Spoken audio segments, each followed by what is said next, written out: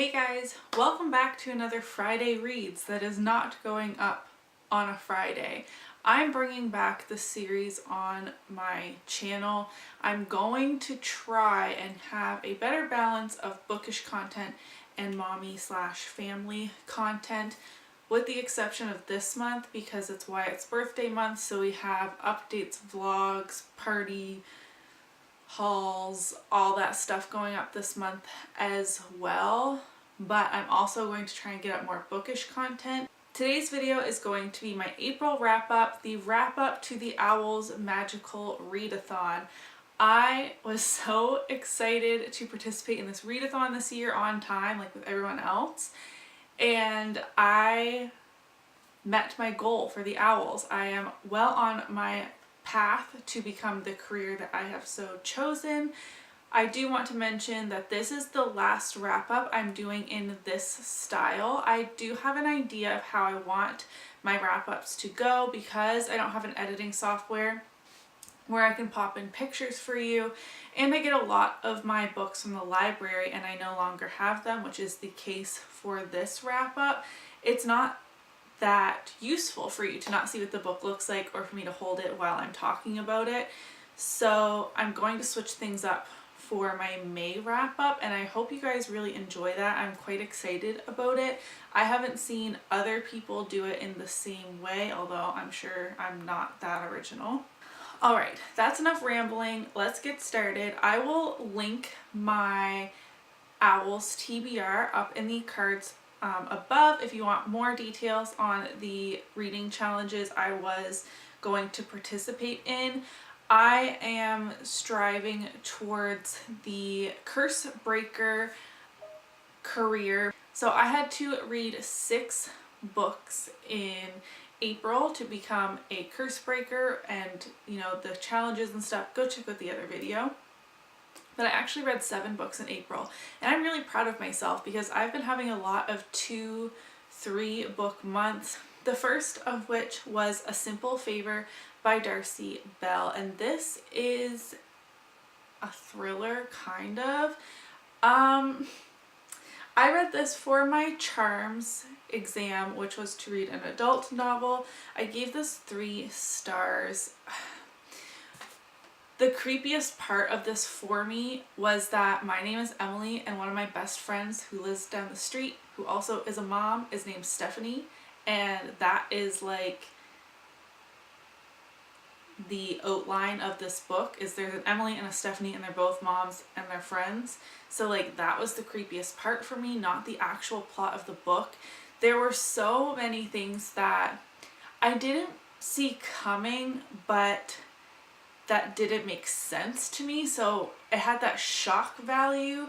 But then once you started thinking about like the plot twist or whatever happened, you're kind of like, actually that doesn't make sense. So I rated this like a 2.5, 3. I couldn't really decide what I wanted to rate it at. It was definitely like all over the place, twisty turny, plot twist after plot twist, but they didn't add up. So I want to watch the movie with my friend Stephanie. She's actually borrowing my book right now, which is why I can't show it to you, because I'm like, you have to read this just for the sole fact that like it's us, but less crazy. Okay, next I read Days of Blood and Starlight by Laini Taylor for the Daughter of Smoke and Bone read along that's hosted by Little Book Owl and Books of Chloe and a few others as well. This is the second book in this series, and I'm really excited for the live show that's coming up in a couple of weeks, I think. I read this really early, and I read it for Transfiguration because that was a book with red on the cover, or has a red cover, and I'm sure you can't really see that well from back there, but there is red on the cover, so I kind of just made it work. And I loved this. I liked it even more than the first book in the series. I gave this 5 stars. I don't want to give any spoilers for this book because it is the second in the series, but there are angels and demons and a really interesting magic system which isn't explained until the latter half of the first book, so that's also kind of a spoiler, but I'm really enjoying the series. I'm excited to pick up the third book this month as well in May. In parts of the second one, it's definitely brutal, had my heart pounding. Again, I don't want to give spoilers. It was intense and action-packed, and I absolutely loved it. Next up, I read Roomies by Christina Lauren for Defense Against the Dark Arts, which was read a book that the title started with R, and I really loved this as well. I gave it 4.5 stars. So this book is really like musically inclined, which I don't want to say like I don't like music, but it's like about Broadway and street music in New York City. And that's not really like where my interests lie. It's also like an adult contemporary, which is not a genre that I have a lot of experience in basically, but I love this so much that I'm really excited to explore that genre more. The reason I gave it 4.5 stars and not 5, because it kind of felt like a 5-star read, was because there were 1 or 2 like unresolved conflicts within the plot, and I didn't pick up on it originally. I originally rated this 5 stars on my Goodreads, which my Goodreads is linked down below if you want to see the saga of what happened. So I finished it. I loved it. It was steamy. It was fun. Like, I loved it. And then as like I sat with it a little bit, I realized that, yeah, there was like 1/2, I can't really elaborate on that, unresolved conflicts that were like a point of contention in the book, but nothing ever came of it. So that's why I dropped it down to 4.5 stars, but I would definitely recommend it. And it leaves off in such a way that like it wraps things up, but because of the conflicts and also just like how it ended beyond that, it feels like there could be a sequel. Like if Christina and Lauren really wanted to, they could totally write a sequel for this. Like it doesn't close off in such a way that that couldn't happen, and part of me really wishes that they would write a sequel for it. Next up, I read Obsidio by Amy Kaufman and Jay Kristoff. This is the book that I read for Arithmancy for 2 authors. I read this both physically and listened to the audiobook at the same time. Like I'd play the audiobook and have the book sitting in my lap, because the book is so, the book's in all of the Illuminae files. So this is the 3rd book in the series. So again, I won't give any spoilers, but the books themselves are like a big case file. That's like how they're made. So there's diagrams and pictures and chat logs and transcriptions of video footage. Like it's so visually engaging. And then the audiobooks are fantastic for the series. They're full cast of characters. There's music and sound effects, and it's so cinematic. Like if you closed your eyes, you could feel like you were watching a movie. So I like reading, like having the book in my lap as well as listening to it. Also because the books like skip some pages, like if it's more of a diagram that they can't really like read to you, so it's helpful to have the physical copy of the book to follow along with as well. This was a fantastic conclusion to a series, one of the best that I have ever read. It wrapped things up so well. Things that you kind of forgot about in the first book were wrapped up. Like my heart's pounding even just talking about it. I had so much fun reading this. It was such a wild ride. There was a ton of action. You're introduced to even more characters than you were in the first 2 books, but then characters that you already know about are kind of thrown in there every once in a while. It flashes back to the beginning of the series. Like, it was intense. That is a YA sci-fi, and it was one of my first introductions into the sci-fi genre, and I've become really a lover of sci-fi from that book, and I have read more than just the Illuminae files since starting that series. But wow, those are books that I really want to buy and have on my own bookshelves at home. Okay, we're finally into the last 3 books, which I actually have here physically. The next one I finished reading was The Bad Beginning by Lemony Snicket. And I don't know why I'm like being weird about this. I gave this 3 stars. So this is a middle grade fantasy series, I suppose, and I read these as a child, a few of them, not the whole series. My oldest son is now 8 years old, so he's just getting introduced to middle grade novels. His reading is not quite there yet where he's reading these types of books. He's more reading Captain Underpants, Dog Man, Diary of a Wimpy Kid, those types of novels, so like slightly younger than middle grade, or what we know as middle grade.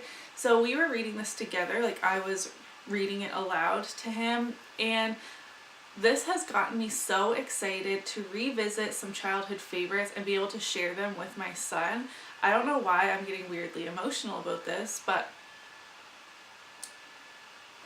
I'm excited to read like Harry Potter, Charlotte's Web, like all of these books that I hold near and dear to my heart because they like got me into reading at like being a reading fiend. Like I feel like I was when I was a young child, and like I'm kind of excited for him to be able to enjoy these books in his own time and enjoy reading and be able to like sit in his bed or like sneak a flashlight and read these on his own. But at the same time, I don't want him to get there because I like reading with him. And Wyatt, who is turning 2 next week, whoa, has enjoyed sitting and listening to, although I'm sure he has no idea what's going on. Yeah. I'm excited to keep reading these with him. I don't know if he's going to want to like read the series one after another, but I decided to put it on my Goodreads anyways. Next up, that one didn't count towards my owls. Next, I read Scarlet by Marissa Meyer, which is the 2nd book in the Lunar Chronicles, and I read this for Ancient Runes, which was to read a retelling, and the Lunar Chronicles are retellings of fairy tales. So you start off with Cinder, which is a retelling of Cinderella, except that she is a cyborg. And in this one, Scarlet is like Little Red Riding Hood. And, you know, there's the big bad wolf and all of that. It's a retelling, but the stories go together. It's in the same world. It is a young adult sci-fi series set way in the future. It's after the 4th World War, and that's where the time kind of picks up at.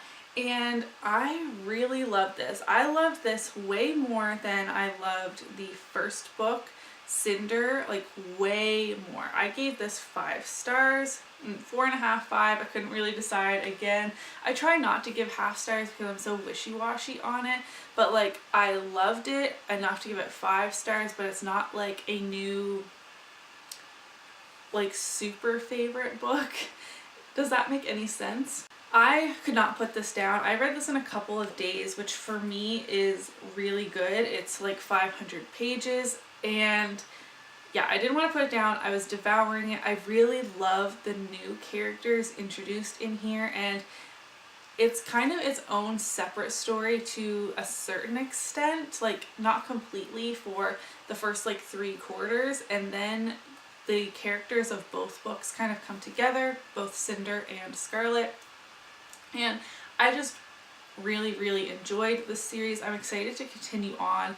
This was one of the first series that I started since starting my booktube channel about a year ago, a little less than a year, and I just wanted to start wrapping up series because I keep the series unfinished for way too long, but I don't feel like I'm forcing myself to finish that series. I've been actually really enjoying it. Okay, for arithmancy, read a book by multiple authors. I picked up this graphic novel at my library. I switched out Obsidio to be my potions, which is read a sequel. I gave this 3 stars. Graphic novels aren't really my thing. I really like the DC universe and like all the superheroes. I find them really interesting, but I don't know, it's just not my thing. I love the art in this graphic novel, and it was a quick read, and I really needed it to be able to complete my O.W.Ls, so I'm glad that I got it, but it's not something that I'm going to like continue reading. This is volume 1, Reign of the Cyborg Supermen, and it is 5 comics plus the rebirth of Supergirl like combined into here. But yeah, it was fun to read, just yeah. Okay, so those were the 7 books that I read in April. I'm super proud of myself. I need to pick up my reading pace anyways in order to meet my Goodreads reading goal. I hope you guys are excited for more bookish content from me. I missed it. I've been binging so many of my favorite booktubers lately. I'm excited to post my TBR, which I'm going to switch up how I'm doing that too. I just wanted to revamp it. I took some time away, had some time to think, and I'm ready to hit the ground running. If you enjoyed today's video, don't forget to give it a thumbs up so that I know. Subscribe if you haven't already, and I'll see you in my next video. Bye!